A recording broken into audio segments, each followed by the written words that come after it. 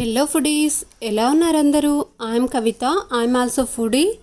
ఇవాళ టేస్టీగా ఈజీగా ప్రిపేర్ అయ్యే అప్పటికప్పుడు ఇంట్లో ఏ వెజిటేబుల్స్ లేనప్పుడు ఇలా ప్రిపేర్ చేసుకోవచ్చండి.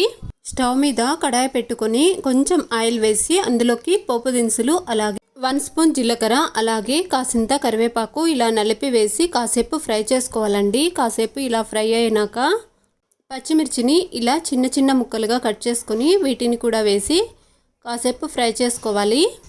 ఇప్పుడు ఇందులోకి కాసింత పసుపు వేసి ఇంకాసేపు ఫ్రై చేసుకొని ఇప్పుడు అందులోకే చిన్నగా కట్ చేసి పెట్టుకున్న ఒక పెద్ద ఆనియన్ని ముక్కల్ని కూడా వేసి ఇంకాసేపు ఫ్రై చేసుకొని ఆనియన్ ముక్కలు వేసినాక ఒక్క 2 మినిట్స్ అలా ఫ్రై చేస్తే సరిపోతుందండి. ఇప్పుడు అందులోకి తగినంత సాల్ట్ వేసుకొని అలాగే సాల్ట్ వేసుకున్న తర్వాత ఒకసారి కలిపేసి ఇప్పుడు చిటికెడు ఇంగువ కూడా వేసి ఇంకొకసారి కలిపి ఇప్పుడు స్టవ్ ఆఫ్ చేసుకొని తోడు వేసిన పెరుగుని వేస్తున్నానండి. నేనైతే 2 కప్స్ పెరుగు వేసాను.